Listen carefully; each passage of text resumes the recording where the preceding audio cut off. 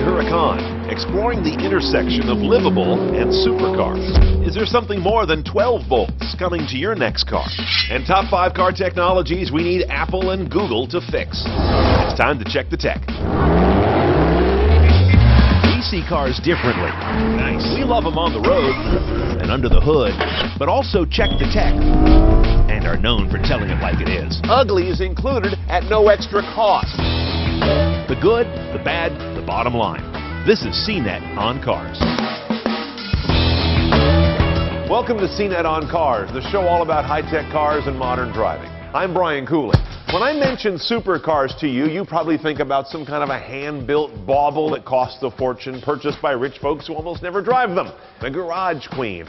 And you'd basically be right. But then we get to cars like the Lamborghini Huracan that exemplify an interesting trend I've noticed in the supercar business lately, to make these things more livable day to day. And that also brings in a lot of new technology. Let's drive the Huracan and check the tech.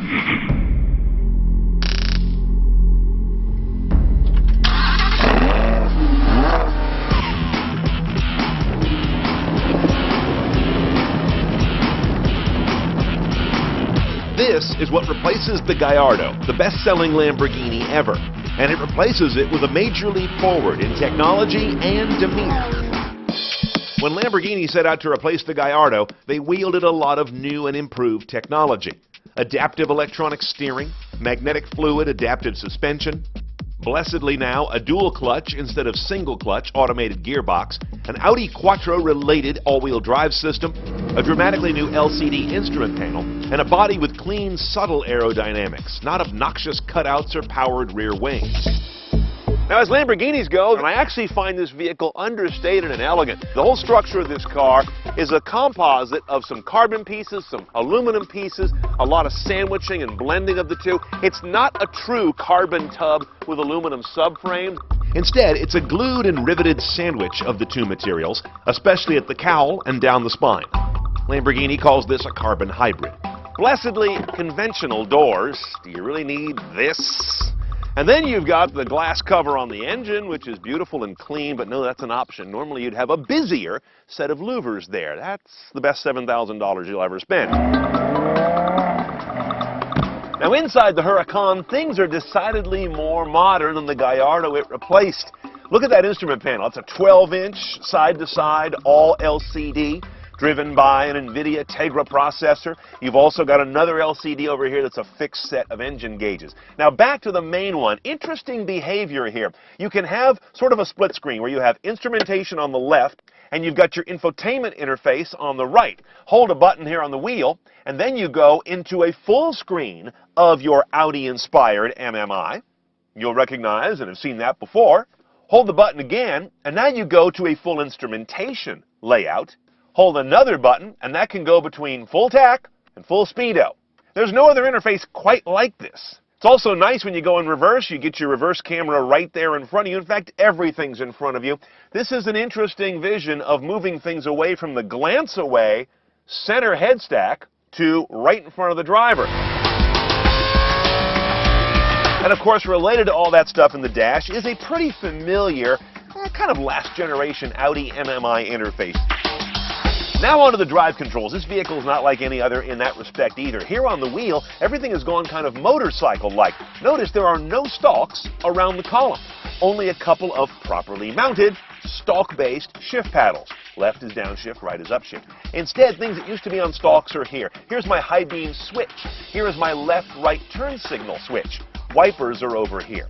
And then down here on the bottom, here's where my drive personality controls are. Sport, Strada, Corsa. We'll talk more about those on the road. Back here on the backbone, you've got a locked down start-stop button. That's just some great Hollywood theater there.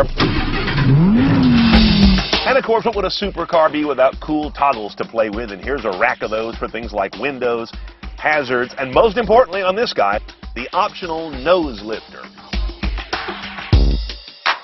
Under glass is the heart of the beast, the 5.2-liter V10, naturally aspirated, no turbos, no supercharger. They do it the old-fashioned way. 0 to 60 in 3.2 seconds. That's what happens when you've got 602 horse.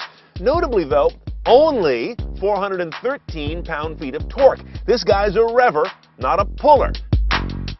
Now, while this engine breathes conventionally, it drinks via two technologies, both port and direct injection, something a number of automakers are doing more of lately to optimize fuel delivery across the entire RPM and load range. 7-speed dual-clutch automated manual gearbox is very different than that Gallardo we had, which had a single-clutch automated manual and was on the bulky side. This promises to be much more refined. Oh, by the way, if you care, the MPG is 1420 on this guy. That's actually not bad. The days of single-digit MPG supercars are just about over.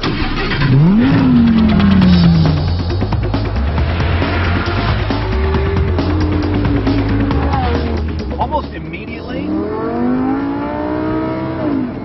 I notice how this car's got a really nice transmission. Because it's a dual clutch, we don't have all that jerkiness that the single clutch automated manuals are known for. Instead, the shifts are super smooth, plenty quick. Of course, it depends if you're in Strada, Sport, or Corsa. When you move those drive modes on the wheel, you affect a lot of things. You're going to change your throttle mapping so you get more power sooner. You change your steering ratio if you have the adaptive steering option. You're going to change the way the adaptive suspension operates. You're also going to change the way the stability control is going to dial in. You're going to change the shift points and how aggressive and quick those happen. It really transforms a lot of things about the car. Now, this car's also got an interesting set of sensors. The accelerometers and the gyros are three-dimensional. So you've got X, Y, and Z, which Lamborghini says is really helping them get some real dimension and real-world flavor into how they modify all of those drive systems. You know my favorite compliment for any car? It feels light. It feels light. And when you feel light, you feel fast. Well, one of the things you're also hearing about this car is the exhaust that changes when you go into Sport or Corsa. They open up some baffles and you get this nice back crackle. Beautiful sounding thing. Now, there are some Lamborghini quirks that make this car a bit of a pain in the ass to live with. I don't quite fit. I'm leaned way back and my knees are all bunched up. The other thing is, when you get a windshield this rakish and cheeky, you also end up with some great big A-pillars that really get in the way of tackling corners.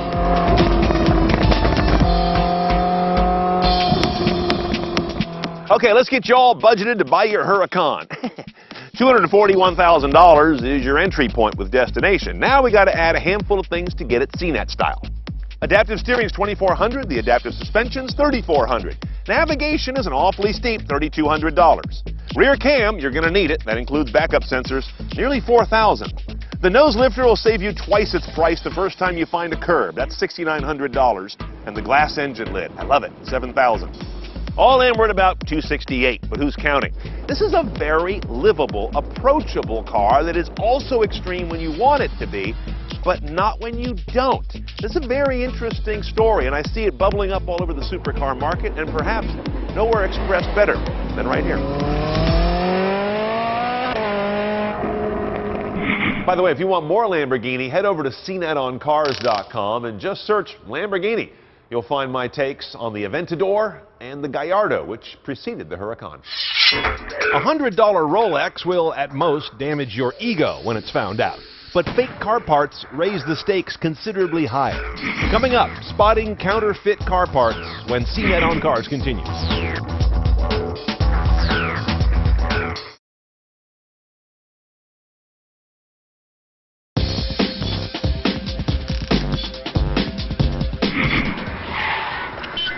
You're not fooling anybody when a counterfeit brake caliper cracks during a hard stop, or an airbag doesn't deploy, or does, but like a bomb instead of a pillow. One of the most ominous things about poorly made counterfeit parts posing as genuine is that they likely evaded all testing by posing as an original that was tested and basically getting a pass.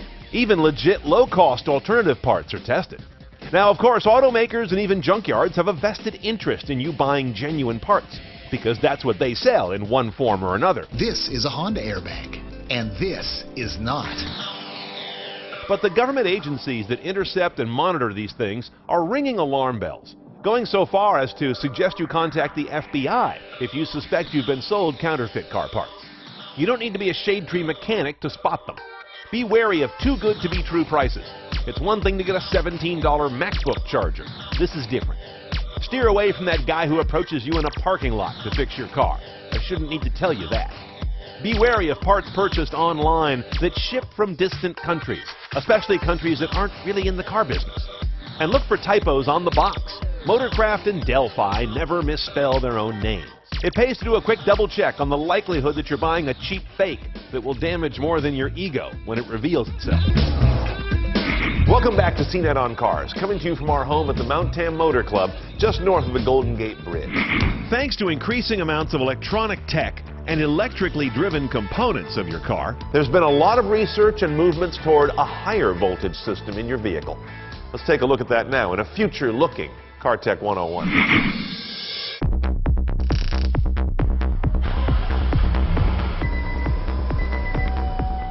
Today, your car almost certainly uses exclusively 12 volts direct current to do just about everything. You know it. This is the stuff that comes out of the cigarette lighter, or what we call the power port now in your console. But it flows all over your vehicle from taillights to ignition system. Sometimes it's converted to higher voltage for things like high-intensity discharge headlamps, but for the most part, this car is a 12-volt world, and that dates back over 60 years.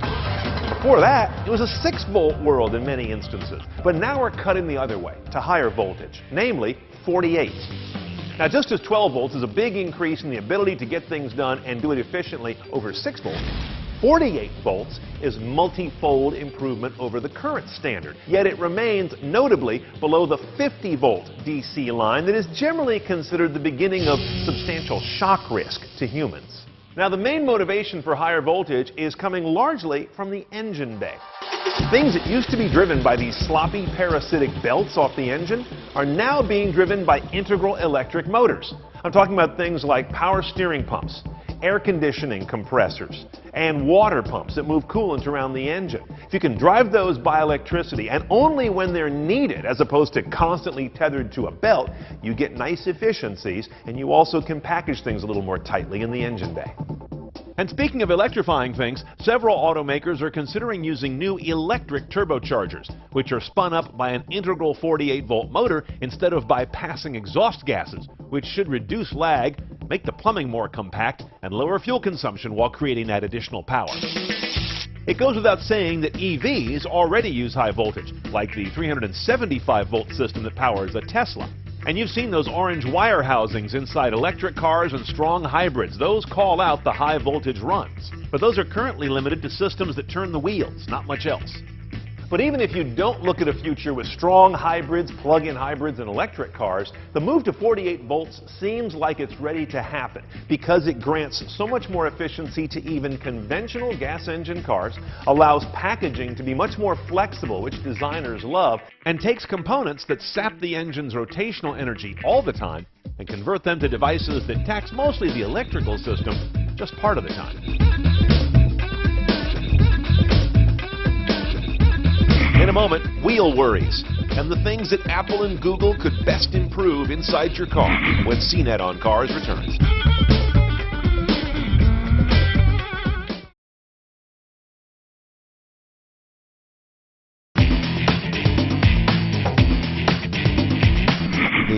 The thing that I think we've had the most fun with is we've given it the new sound of electric vehicles.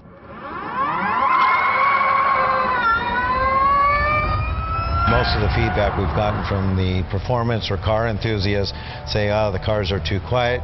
We've given it, in my opinion, the right touch of sound. So when you accelerate or decelerate, you get that adrenaline flowing, and it adds a whole different dimension to driving electric vehicles.